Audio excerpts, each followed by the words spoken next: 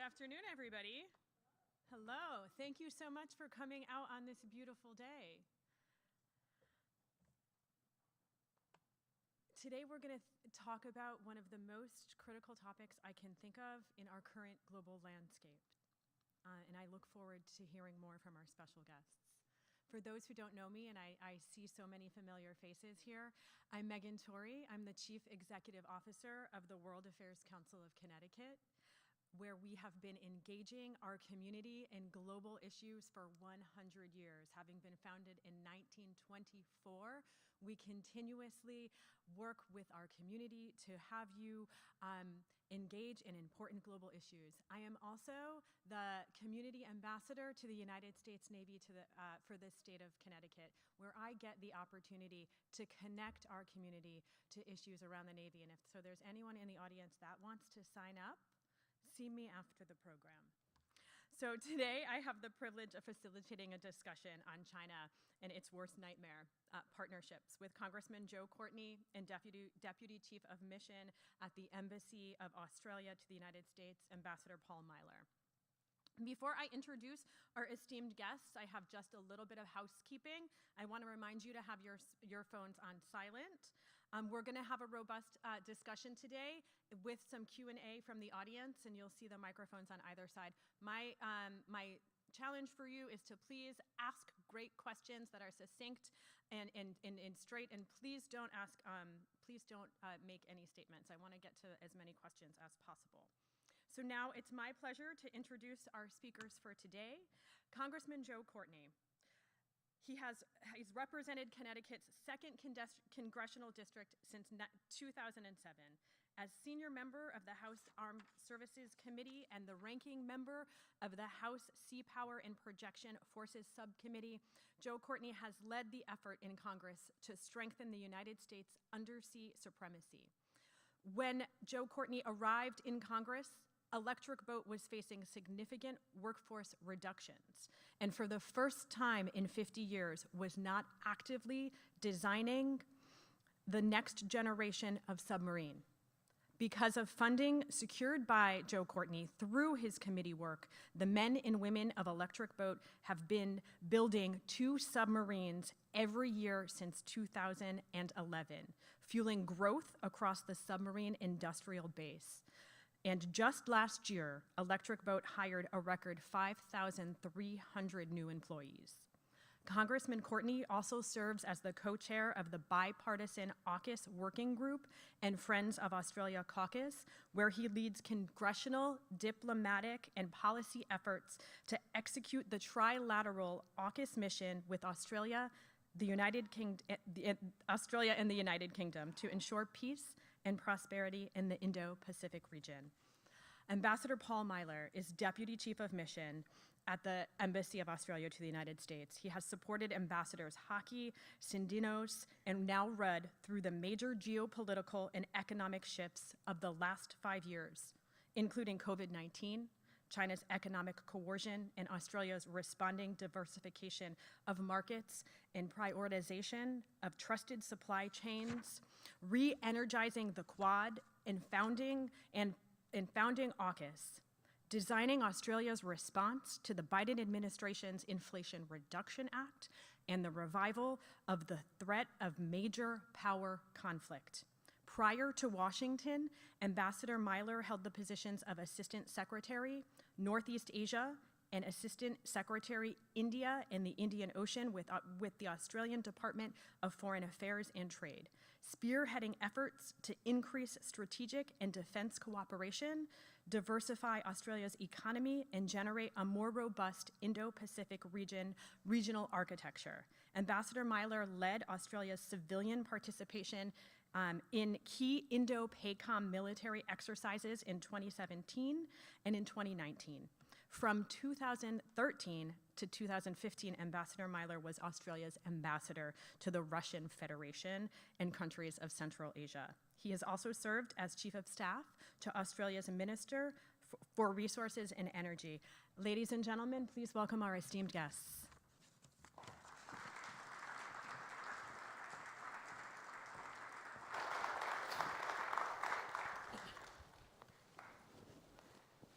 So So welcome, gentlemen. Such a pleasure to be with you here today. Same here. So we have got some important things to talk about today. And so, are you ready to get started? Absolutely. Yep, we're on. Yeah, we got nowhere to go but downhill after the introduction. You know, that's When we look at our partnerships with our allies, in particular Australia, we have the Five Eyes, the Quad, and today we're really focusing on AUKUS. These exist for very specific and critical reasons. And major reason is China. And so when we're looking at the development of AUKUS, how can we define the threat? What is the threat that we're facing when we look at China's actions? So I'll start and then hand it off to Paul, who, again, I want to thank for coming up to Connecticut from the embassy today, and also, congratulations, happy birthday to the World Affairs Council.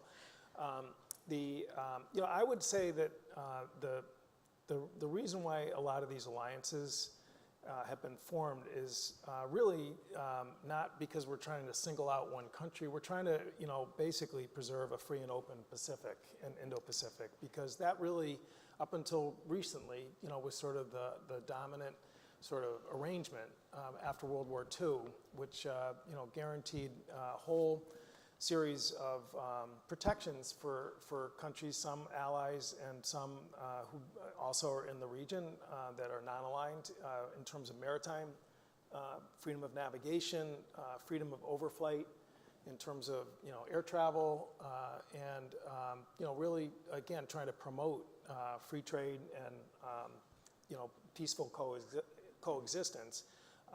That has changed in the last probably 10 years or so. And, one way that I think for a lot of Americans who are still kind of struggling to, understand this situation, because China is a large trading partner with this country. We have a large Chinese American population.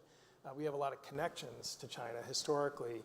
I would really recommend Paul's boss, who wrote a book called The Avoidable War, Kevin Rudd, which, again, he's a sinologist. He's somebody who spent time in Beijing, when relations were a lot sort of friendlier and warmer, and describes really sort of the shift that's happened in terms of China's posture in the region, which I would just, I don't want to put words in his mouth, but basically I don't think he or anyone else is looking for a fight. They're looking to manage the competition that exists there. But basic principles, again, of a free and open Pacific really have to be upheld. And I think that a lot of other countries, besides just the AUKUS trilateral group, have really stepped up in recent years, recognizing that that free and open Pacific is really under great pressure, whether it's Japan, Vietnam, India, the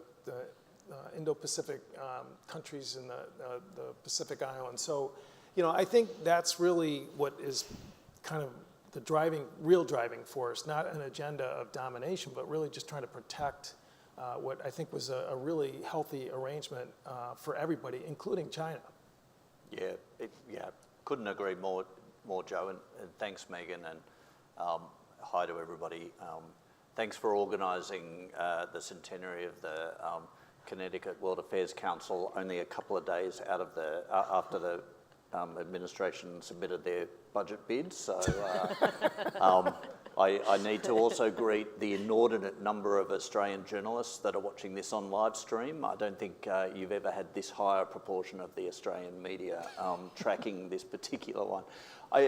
Look, just to build on what Joe said, I mean, obviously, we are, Five Eyes has been around for a long, long time. Five Eyes, was not conceived in an environment where China was perceived as the pacing threat, or however we want to, characterise it at the moment. AUKUS is new. I think it's important to recognise it's a capability partnership. It's not an alliance. So it is really about,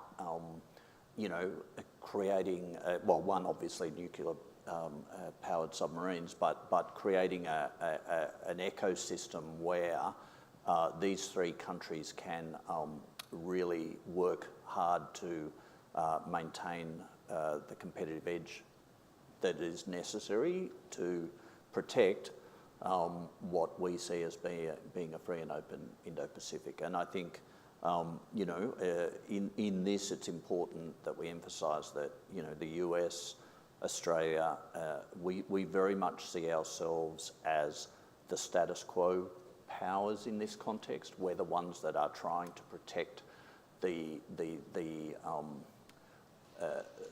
environment which has created so much prosperity, including for China over the last 70 years. I think China, it has been quite clear that it is interested in shifting that status quo, and so then you get down to a contest of what the region, what we want the region to look like. And for Australia, it's very much a region where countries have agency, where they're not subject to coercion, where big countries don't bully smaller countries, where sovereignty is protected, and where the economic prosperity that we've generated is available for all, and we're going to do everything we can to maintain that as the free and open Indo-Pacific. So leaning into sort of understanding the situation on the ground or on the sea, if you will, let's talk a little bit about China's military, sort of their aggressive actions, and so what we're trying to combat. So we know just from reporting in the last week of some very aggressive actions against Filipino ships, some of it caught live on CNN, as well as in the last 2 years, over 300 incidents of Chinese aircraft, buzzing not only U.S. aircraft but our allies and partners. So what is it like for our militaries on the ground?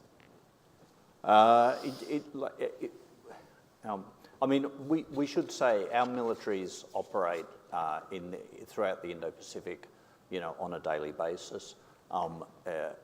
They don't run into these challenges every day, right? But there are occasions where engagements are not professional and not safe. And some of those are quite clearly deliberate. Some of those might be the result of miscalculation by inexperienced pilots or whatever. But the biggest challenge we have, and the reason that setting up sort of guardrails, that good mill-to-mill communication and everything else is, if it is the result of miscalculation, then we need to be able to understand that very, very quickly, because miscalculation or accident, leads to misadventure, leads to conflict. It is a very slippery slope if you don't have really robust channels of communication. And I think, there's been a lot of effort put in to build those channels of communication, not necessarily successfully. Sometimes the phone isn't picked up quickly, and you can understand why the person at the other end of the phone might be nervous about picking up the phone, but we really need that to be a professional, professional de-escalation mechanism. So I think, mentioning the Philippines actually is the country where I think the problem is the most defined right now. If you go back to 2016, the Philippines, because China's been making these really aggressive and almost ludicrous claims of maritime control, the 9-dash line, which is the big controversy in the Barbie movie, which again is claiming territorial waters and territorial control over expanses of the Pacific Ocean that far exceed anything that international maritime law recognizes. So again, it was continuing nonstop. They filed a claim with the United Nations Convention Law of the Sea Tribunal that went on for 2 or 3 years, and the court ruled unanimously against China's claim that this 9-dash line operating area was even within the wildest interpretation of international maritime law. So the Duterte administration, which came in after that ruling, really tried to sort of soft pedal the fact that they had the court ruling in their hand that they really should stop harassing Philippine fishermen, the island building, which again is another total violation of UNCLOS, where they just are creating rocky and sandy spits that they immediately militarize in terms of creating airfields and putting in other types of military technology that's there. President Obama raised this issue with Xi Jinping when he visited the White House when he was president, and Xi Jinping promised that they would not be used for military purposes, and immediately they completely violated that agreement. So we have a new administration in the Philippines, the Marcos government, who has decided that trying to negotiate with China has just been really fruitless, and they have been valiantly again trying to protect what is in their international waters, try to protect their fishermen from being harassed. I mean, the incidents that took place just recently was the Chinese Coast Guard, who again is operating way out of littoral waters, just went and just rammed fishermen who were totally within their rights to be fishing within the territorial waters of the Philippines. So, I don't think the Philippines, as Duterte's administration shows, really had any desire to pick a fight or get into a fight with China. But I mean, unfortunately, China's sort of forcing them to try and defend themselves. And I was there this past summer and with the Armed Services Committee, CODEL, and we visited one of the new EDCA sites, which again is where the U.S. Air Force and others are really trying to assist Philippines. Very small military, I mean it's tiny, but to at least give them a little more capability. And our Coast Guard also is also involved in terms of trying to help them stand up their own littoral maritime force to protect, again, which is really an essential part of the economy and the livelihood of the people that live there. But they tried the UN route. That unfortunately didn't result in any success. They're trying to negotiate with China. That didn't work, and now really it's they got their backs to the wall, similar to Taiwan, where they're just really trying to now just build their own sort of defensive capability to protect their people. And that's really what I think Kevin's book really describes, is just the shift that's happened from a country which really it's easy for us to say living far away, but there's no rational basis for this behavior. I mean, it's not like the prior arrangement was negative for them economically, and that's really kind of what it boils down to right now. There's just a very coercive entity in the region right now that's forcing all these countries, which have really no desire to get into any kind of conflict, to be on their heels defending themselves. So when we look at China's stance and what's happening in the region, from your perspective, what are some of the motivations? Is it to overtake the South China Sea? Is it ultimately to take over Taiwan? Is it larger than that? Is it becoming the global superpower? I mean, look, I think the threshold is to expel the US from within the first island chain, and that is, their high seas, and we have freedom to sail and fly and trade there. And when you look at the amount of the world's trade, some of it going to and from China, a lot of it going to and from Japan and Korea and Taiwan and Singapore. I mean, this is a key global shipping lane, and it's an important lifeblood for our economy. When you look at all of our LNG exports and others as they travel north to Japan and Korea. I mean, what's actually in Xi Jinping's mind, who knows? But that's their stated sort of objective. Now, when we look at, the sort of misinformation that's being put around AUKUS, for example, and the notion that somehow 8 submarines is, a massive contribution to an arms race, and you compare it to what the Chinese production of naval vessels is without any transparent rationale, no overt communication to the region, no obvious justification.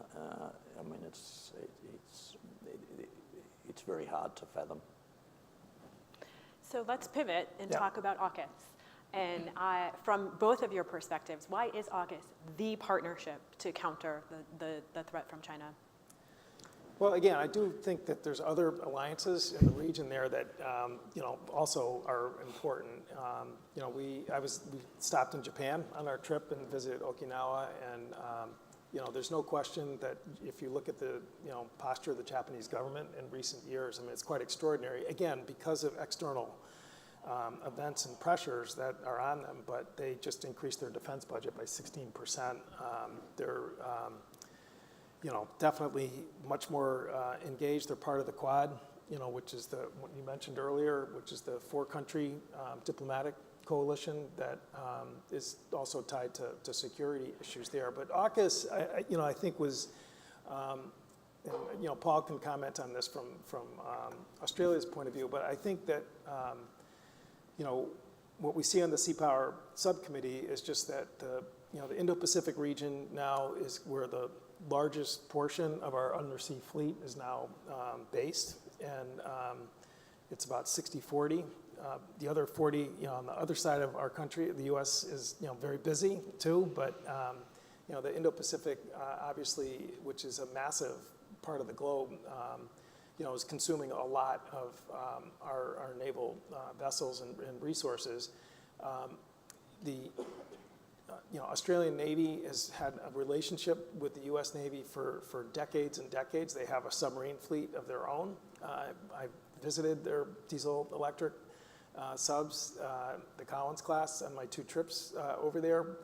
Having been on Connecticut's Groton-built subs, they're a little smaller, but they have a very capable Navy that's there. But they're getting old, and they need to make a big decision about how are you going to recapitalize a part of your fleet that's been around for decades and decades. And given the size of the Pacific Ocean, given again the fact that the security environment has dramatically changed with new technologies, whether it's drone technology, AI, missile technology, anything that's on the surface is much more vulnerable. And so for a country that, from my perspective, that had to face a big decision and a big financial decision about how to recapitalize their new Navy, I think they recognize that having the reach and the stealth of a nuclear-powered submarine was far superior to the notion that you could use what is basically a 20th century technology in terms of propulsion for submarines. So, this all emerged in September 2021, kind of caught the world by surprise when it was announced. And, that part of AUKUS, which is called Pillar 1 on submarine recapitalization, also has a second pillar, which is, really coordinating technology and in terms of the capabilities that Paul mentioned earlier. And it's really been, I think, very much a source of great energy and movement, and so much so that there's other countries in the Pacific that want to become part of it. In terms of New Zealand would like to maybe participate in some of the Pillar 2 stuff, as well as Japan. So, but I think that in that part of the world, which is so big, having functioning high-value alliances there's no substitute for that in terms of trying to, again, rebalance the security environment. Yeah. Look, I agree with. I always find myself agreeing with what Joe says. I think I need to go back to the framing of the question a little bit there and just caution though. AUKUS isn't the partnership to defeat China. It is the partnership to deliver Australia nuclear-powered submarines. That's its objective. Now, why Australia needs nuclear-powered submarines, I think Joe set it out quite well. We have long distances to cover, and it is increasingly hard to do that with the sort of secrecy that you need. But you know, the task of protecting the Indo-Pacific as we see it, with upholding the values and the spirit that we think's brought security and prosperity, and you know, balancing against any sort of undermining of that is a task that involves, you know, working with the Quad partners, with Japan and India and Australia and the US, lots of work with Japan and Korea trilaterally in all sorts of different formats. ASEAN has a big role to play. We have great relations right through the Pacific. But these are all, you know, in the economic space, we sort of end up in a discussion sometime about, you know, how do you constrain China? China is a big part of the global community, right? The question is, how do we ensure that that the nature of the global community isn't changed against the broader will of the international community? So when we're looking at AUKUS today, you know, a few years later, where are we, and what are some of our next biggest benchmarks that we have to achieve? Do you want me to? Because I really like emphasising this one, because as Joe said, September 2021, this emerged onto the world, right? So, you know, it had been bubbling away for a period before that, sure.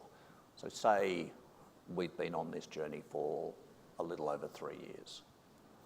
It is extraordinary to think, just conceptually, that we've been able to create this, let alone that we already have Australian officers that are through sub-school and are down at Groton and are, you know, it is extraordinary that we, when we announced this, and what you've got to remember is it's September 2021, 3 leaders stood up and said, we are going to do this. We are going to provide a nuclear-powered submarine to Australia.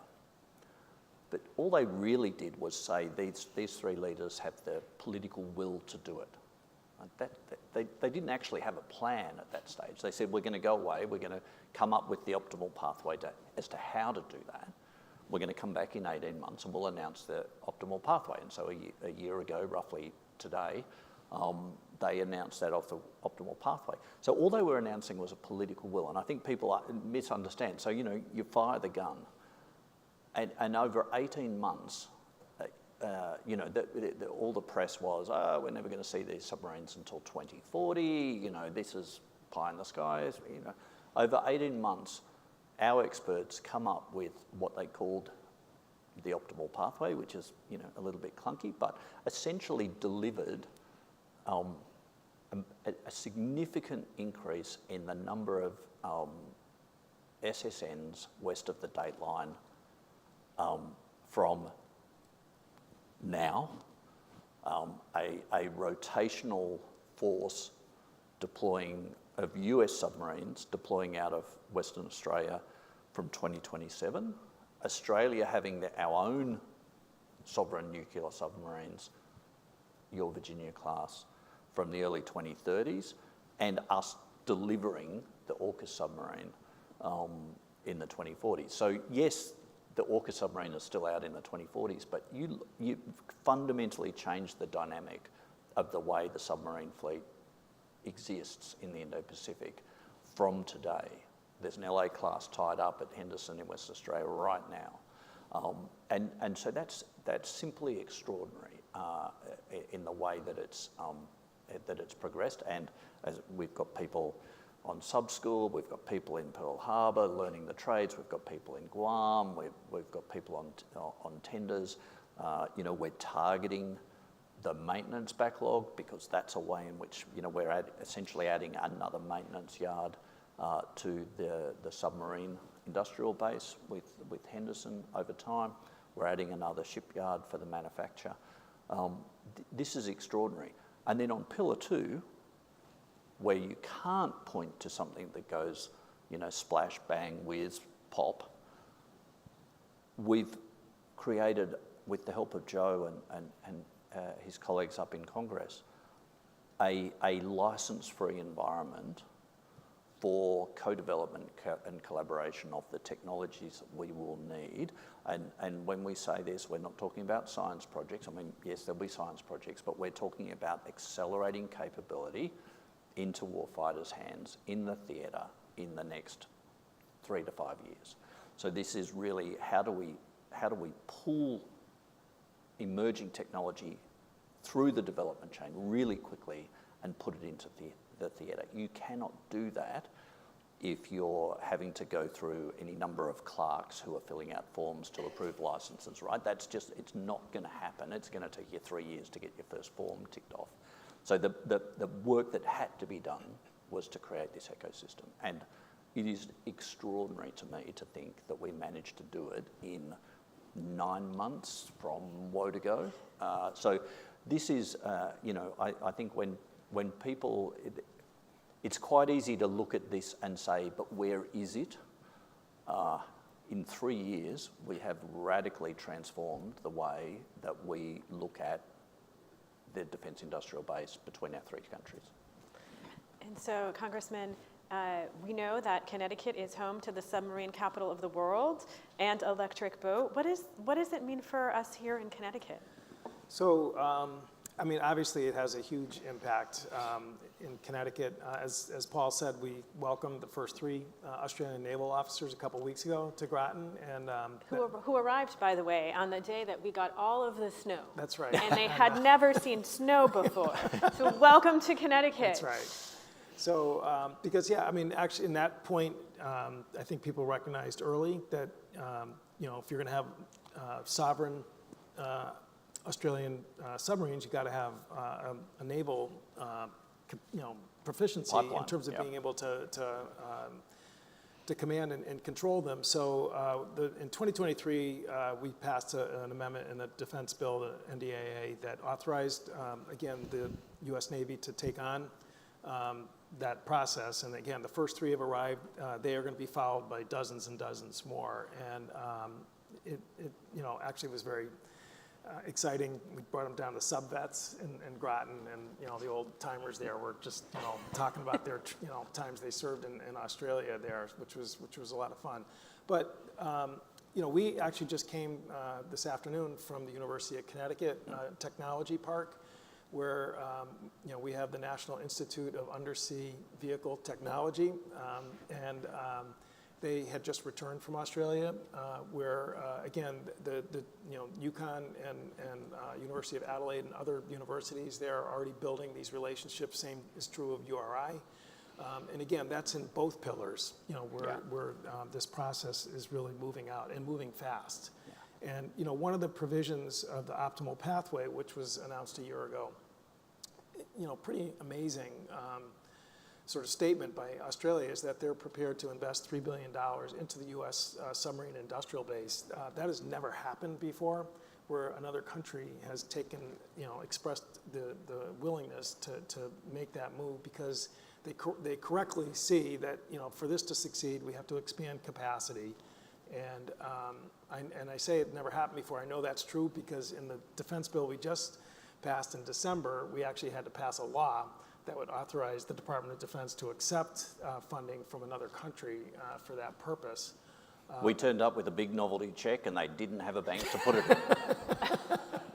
So again, for people who just say, well, where is it? We are definitely seeing real life on the ground right here in our state in terms of just the impact that it's going to have, and it's just going to continue to grow. One of the other provisions in the NDAA from December was it, again, created a pathway for Australian foreign nationals who, again, want to learn the metal trades or design trades to basically be able to go into the EB shipyard, which today would, be completely impossible because that's just not permitted.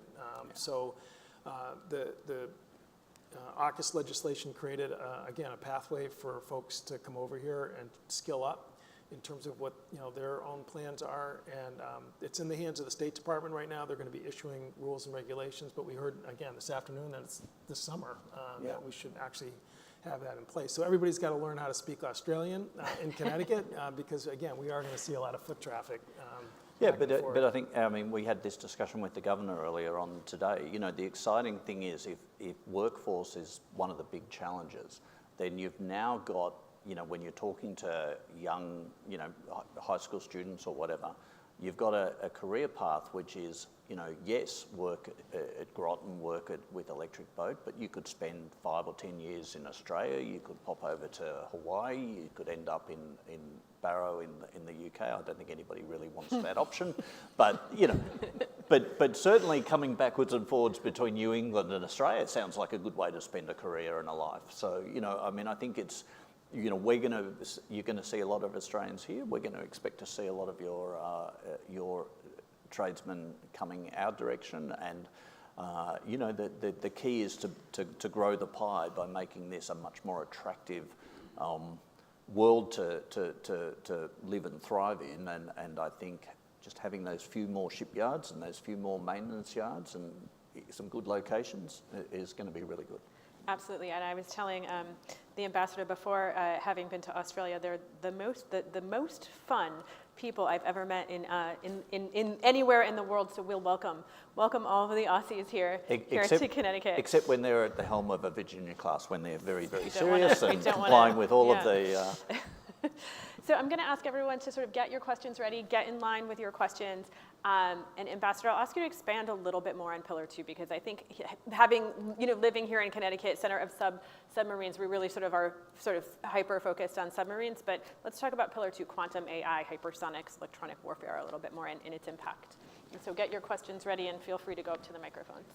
Yeah, so look, Pillar 2 was an important part of the conception of what we were doing here. Now, I think, at the first bounce, there was a sense that there was going to be a capability gap, potentially, that needed to be filled with additional projects. We needed to think about, until the submarines arrived, how were we going to maintain the strategic balance in the Indo-Pacific, and did we need to focus on other technologies until the submarines arrived? Well, the optimal pathway delivered the submarines decades earlier than might have been expected. But the fundamental premise of having this most advanced, this jewel in the crown of US defence technology was it doesn't exist in a bubble, right? The Virginia class or nuclear propulsion and everything that we do and build with it is dependent on quantum positioning and AI, and there's a whole ecosystem of other lines of research and capability that we needed to pursue, integrated with the submarines, but also separate from the submarines. So once we realised that that there were unique assets that Australia, the UK, and the US brought to defence capability development, and that you could genuinely create a vibrant ecosystem where the three of us working together, co-developing, was going to be a much stronger outcome than sort of waiting for the US to develop something or waiting for Australia to develop something and then trying to trade it across export controls, or it's just fundamentally changed the way we're thinking, and we've seen this in practice with we have a collaborative combat aircraft that was developed in Australia by Boeing that for many years had to be kept strictly separate from Boeing US because we couldn't afford to get ITAR taint, we couldn't afford to do all of these things. We had Anduril developed one of their undersea autonomous vehicles in Australia to keep it away from iTartane. Now, this is just counterproductive to rapidly developing capabilities that we need. So we create the ecosystem and really drive that collaboration between the three countries is going to be an important part of maintaining the technology lead. Absolutely. So we'll go to the first question over here. Hi, gentlemen. Thank you so much for joining us. It was a great discussion this afternoon. My question is related more to the wider diplomatic side of AUKUS. I think it's fair to say that the close diplomatic connections of our three countries allow AUKUS to happen, but I'm wondering what you see AUKUS meaning for the future of diplomatic connections between our two countries. But between our two countries? Three countries. Yeah. Look, I mean, you're building off a strong base, right?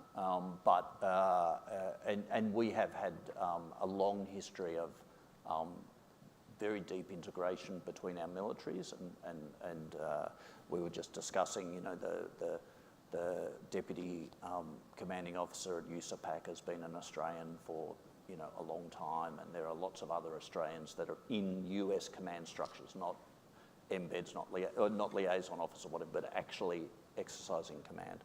So we've always been there. I think the force posture initiatives, the submarine rotational force based out of West Australia, that's going to see a lot more American sailors, submariners and their families spend some time coming through Australia. All of this is all going to be good for us. Now, all three countries have many varied diplomatic configurations in which we operate.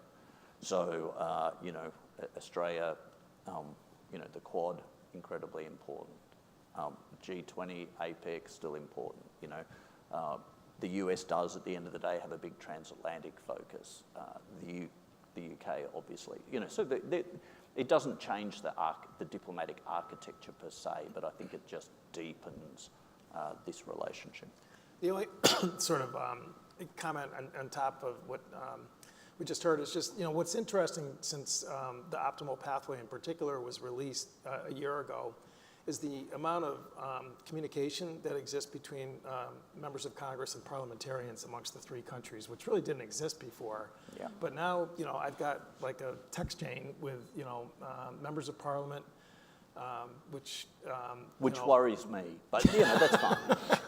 But yeah, it's not just for Christmas card wishes. I mean, it's really talking with each other about what's happening in their world, and also same with London. The folks over there. So and I think that is just going to continue to sort of strengthen and deepen. Really, I think people's understanding of outlook in all three of the countries that are there. I mean, obviously it's going to be election season, so we're getting lots of questions about that in terms of what's going to happen. But again, that didn't exist before AUKUS. So, and I think the in-person visits also have really picked up speed. And as I said, I think that really has been a really good accelerator for our alliances. Thank you. Great conversation. Thank you so much. Just this week, former Prime Minister Malcolm Turnbull was very critical of the current state of AUKUS and the funding. How strong is the opposition to AUKUS in Australia, or is it not something to be taken too seriously? And for the congressman, later this year, there's likely to be a UK election, and almost certainly a new Labour government will take power in the UK. And have you had conversations with your UK colleagues about what might happen for AUKUS, which was obviously signed by a current Conservative government? Well, I would never not take seriously views expressed by former Prime Ministers of Australia, but I think we are very confident in the future of AUKUS. We're very confident because we see, we understand the challenge around the submarine industrial base. We're engaged on that. We can all have different views as to whether the President's budget request was the right call or not. Either way, it was motivated by understanding that AUKUS is the biggest threat to AUKUS is not being able to deliver the number of submarines that we need, and that's really not even a threat to AUKUS per se, it's a threat to the submarine fleet. So we need the submarine industrial base fixed. In terms of Australia, I think we've seen an extraordinary level of bipartisan support. This was obviously initiated by a Conservative government, continued and embraced by a left of centre Labor government, I think the same process of sort of making sure that when we pulled the trigger on this, we had a level of bipartisan support was undertaken in the UK as well, and we don't expect there to be any risk to AUKUS from the UK. This was a no-fail exercise for these political leaders. If you stand up and you say we are going to do this, and then you fail to do it, you massively undermine your deterrence credibility going forward. So this is one of those exercises that is too big and too important to fail from a deterrence perspective. So we've all got to put our shoulder to the wheel and make sure it succeeds. Yeah, and our communication with London is that the leader of the Labour Party has publicly supported AUKUS, the same as with the Shadow Defence Minister. I want to make sure also to add that the British Embassy was working shoulder to shoulder with Ambassador Rudd. Dame Karen Pierce is the ambassador there. She came actually up and visited Groton for the Rickover commissioning last fall, and enthusiastic supporter of AUKUS, and was just again working the halls as much as Ambassador Rudd. So I mean that also was just a really kind of an extraordinary sort of thing to watch. Was just they didn't just give lip service and send a letter to members of Congress, which tends to be how most embassies communicate. I mean they were really working it. Hello. I just wanted to backtrack a little bit, and I was curious because we've been obviously it's been 2 years since the introduction of AUKUS. We talked a little bit about the progress that's been made and these sorts of unprofessional encounters that have been had in the region. And I was just curious if after these 2 years, has there been sort of like a clear strategy on China's behalf, the way that they have kind of responded to the introduction of AUKUS and the way that it's progressed so far? Look, I think there's been a clear strategy in the diplomatic world. A signal of how important this capability partnership is a signal of how much effort China puts into misinformation around it. And so, it's been a big part of our journey and our effort to reassure the region and combat some of this misinformation. And some of it was, just blatant. We have been very clear that we are not seeking nuclear weapons. We have no intention of having nuclear weapons. We have no need for nuclear weapons. We are not going to have nuclear weapons. This is only nuclear propulsion. And yet, time and time and time again, these allegations would be made around the region and whispering campaigns and the like. And so it's been a lot of work. Now, I think in an open forum, live streamed across the world, they're probably focusing on the diplomatic responses is the limit of what we can do. But there's been no question that China noticed this and they reacted to it. Well, I would say, that Admiral Aquilino, who's in charge of the Indo-PACOM Command in Pearl Harbor, who has been around for a while and is just an outstanding leader. I mean, he has been as much a diplomat as a military leader in terms of, again, certainly building strong relationships with allies in the area there, but also, really trying to create the military-to-military communication system, which we really need to avoid accidents that could really spiral out of control. And so, there was a little glimmer after President Biden's sort of exchange with Xi Jinping at, I don't know if it was where it was, but there was one of the conferences that the two of them actually spent a little time. It may have been in the UN, where there was, I think, a little signs of life in terms of trying to get some better communication. But to me, that, in terms of just managing the competition, which is Ambassador Rudd's sort of theory about how we solve this problem, is that, recognize that we have systems that are in competition, but we really have to find ways to manage it.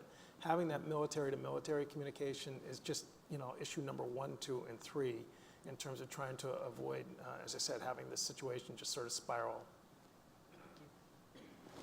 Is there a question on this side? Sir, do you have a question? So when the AUKUS arrangement was announced, particularly the submarine aspect of it, it was kind of a shock, certainly to the French. I'm wondering what was the background to that sudden shift, and also is there a larger statement being made about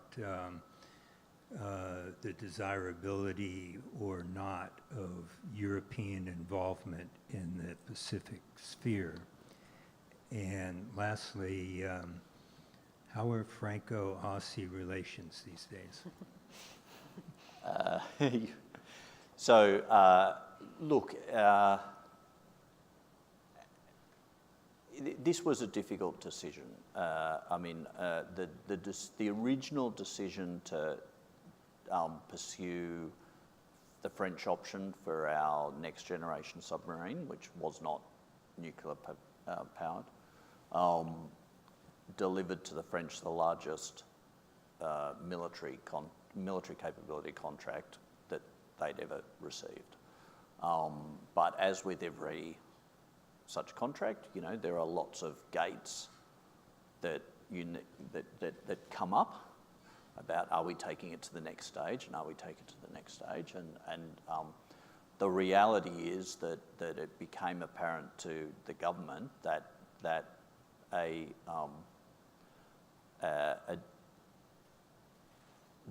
we needed to explore that a conventional submarine was not going to be able to do in the shifting strategic environment what we needed it to do. It was just no longer, as we looked at the delivery time frame of what we expected on the current trajectory, the tactical environment to be in 2040, a conventional submarine was just not was going to be visible. It was just not going to be sustainable. So at an appropriate gate in the contract, we informed the French that we weren't going to go further with them. There's been lots of public conjecture about how well we managed that. It is a very difficult task. We believe that we managed it as professionally as you can, but the French have had a different view, and unfortunately that gate was relatively close to a French national election, so losing the biggest defence industrial contract that they'd ever received shortly before an election was not a great situation. Everybody understands that. Obviously, moving straight from cancelling that to announcing what was going to happen was a surprise for the world. But it was important for Australia that we didn't leave a vacuum, that we had a plan if we were going to make the decision not to pursue the French option. It wasn't to spend another 15 years thinking about what we should do. Like the Collins class was coming to an end, we needed to move. So it's all, understandably difficult and a huge shock. This was, I think, the most impressive information security exercise, given that it involved a lot of the political class that we've seen between the three countries. I mean, the information security around the announcement of AUKUS, the original announcement of AUKUS, was extraordinary. Our relationship with the French is back on track. We shouldn't. We continue to buy military platforms from the French. This is not about the French have no role or anything like that. This was about one capability and a decision that it was not going to live up to what we needed at the time when it would be operational. I think it's also important to note that the French Navy actually has a real role in operation in the Indo-Pacific. I mean, they coordinate with the U.S. and Australia and the Brits at this moment, probably, in terms of the fact that they're ships that operate out there, again, I think are regarded as really just top-notch and extremely high value. And one other point I would just make is that the war in Ukraine, I think, has really, reinforced the fact that the decision that Australia made, given the changing technology and security environment, is just something you have to contend with. The Russian Black Sea fleet, 20% of it, has been sunk by a country that has no navy and that basically used pretty much jerry-rigged drones and some homemade coastal missiles to push them back to the eastern part of the Black Sea. Something that I think has actually been quite overlooked in terms of just how, again, Ukraine has defied all expectations and overperformed. But the real point is that if you look at China's missile technology, which can cover thousands of miles now, the D-21 missiles, the detection technologies that they have, I think that making an option to really invest in an undersea platform that again can go for as long as there's food on board, really is the better option if you're going to make a huge expenditure like the one that the country was contemplating, both with the French contract and with AUKUS.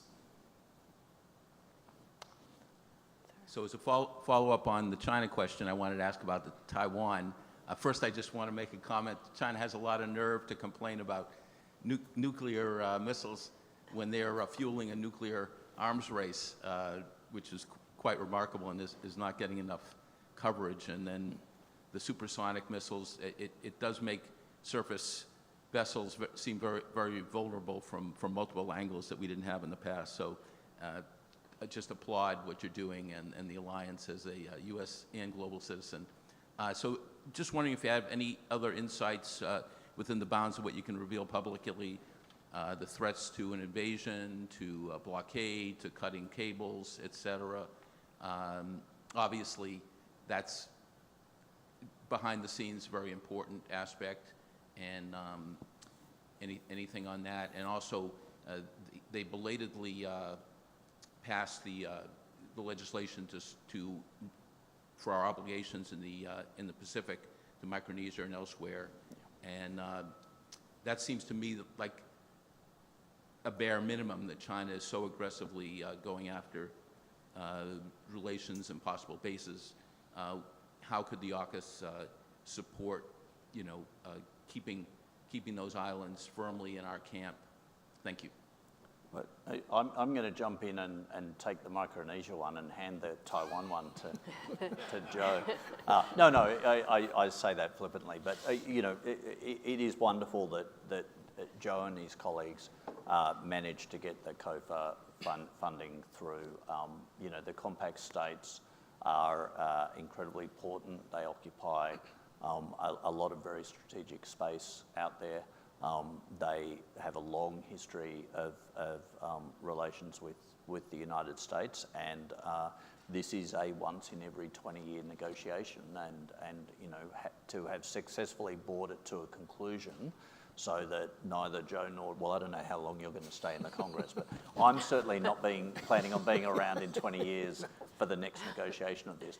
It is really significant, and we're so appreciative, and I know the Pacific Island family is all appreciative of the work that's been done by the administration and the Congress. So, you know, I mentioned a couple of the countries that Unarmed Services CODEL I was on visited. We also were in Taiwan for a couple of days, met with the president, military leadership, visited, you know, the western and northern coastal areas of Taiwan, where if God forbid there was ever an invasion, you know, that's where it would hit. And, you know, it was really quite striking to, you know, talk to the president, and this was before obviously the recent election there, but you know, they've been taking the one thing that I think that Ukraine has taught them is that, you know, you really got to depend on yourself, number one. I mean, obviously you're looking for help from other countries, but you know, that I think is really the biggest sort of instructive you know, event for them. And so as a result, they have, you know, implemented longer conscription, which, again, they thought might be a real sort of political hot button, but it basically was passed and endorsed politically. And obviously, President Tsai's, you know, colleague from her party was reelected pretty handily. So, you know, that sort of, you know, was a pretty important signal. We visited, again, a couple of the coastal sort of embattlements that they're sort of starting to put up to, you know, really try and, you know, create, you know, a high price, you know, a signal that there's going to be a high price to pay if you know, an invasion were to ever take place. And they are, again, now getting much more active in foreign military sales in terms of trying to beef up their own, you know, capability and capacity. I mean, it really is trying to send a message to Xi Jinping when he looks in the mirror every day is not today, because they're not really ready to take this on. And but look at, you know, we get lots of briefings from Navy leaderships. You know, the Davidson window, which is named after Admiral Davidson, who said 2027, you know, is going to be the time where they, you know, China will probably feel like it's got the capability to pull this off. But you know, you know, I think President Biden and you know, Admiral Aquilino, you know, are doing everything they can to again just really make that equation as hard as possible without, you know, U.S. troops or boots on the ground, and the freedom of navigation operations that are going through the Taiwan Straits, even sometimes with Coast Guard, U.S. Coast Guard ships, you know, again, is sending a signal. Well, I think AUKUS is, you know, it's, to me, that's not sort of a Taiwan sort of based alliance. And I would just say that, you know, AUKUS provides a general sort of message that, you know, people are just not going to kind of accept the idea of sea coercion and sea control, which is really, you know, when you boil it down, what we're seeing from the Chinese Navy that's out there. And, you know, if you look at history, you know, when sea control is sort of used as a way to, you know, have a country achieve its goals and aims, that's how you start wars. And so, as I said, AUKUS, I think, really is a big reset in terms of the region there to try and prevent, you know, that type of behavior. And the, you know, U.S.-Taiwanese sort of direct bilateral efforts, I think, are the ways that we're trying to, again, make that price too high to pay for China to really, again, try and snuff out a democracy, which is, again, something that I think our nation made a commitment through the Taiwanese legislation to provide support and assistance to protect their self-rule. So unfortunately, we have run out of time, although I know that we'll continue to see the impact of AUKUS in our communities, and hopefully this will be the first of many conversations that we have on this. So I'm going to turn it over to you. Well, just really quickly, I want to again thank Paul for taking the time to come up here, and hopefully we're going to see a lot more of this kind of discussion because Connecticut really is an important state in terms of just the success of this new trilateral alliance.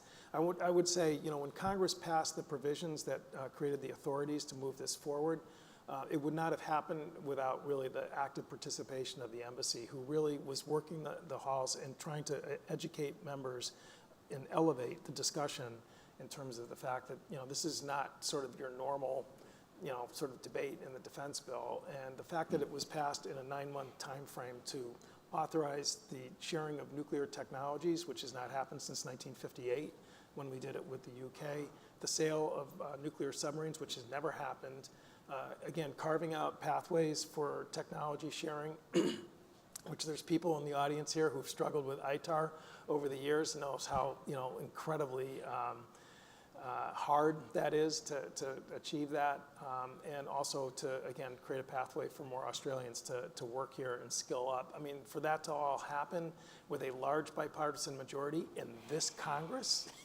on a scale of 1 to 10, that's about a 25. So again, I can't say enough good things about just the fact that our two countries was able to work together.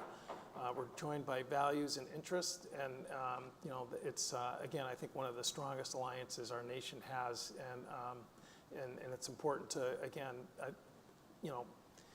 use what Australia can teach us as a great ally about what's at stake in terms of democracy and freedom. And it was a proud day when that bill passed and was signed into law by the president on December 23rd. So thank you again for the opportunity to get a chance to talk about it back home. Anytime, this is just the beginning. So everybody, to be continued, and we'll see you next time. Enjoy the rest of this beautiful day.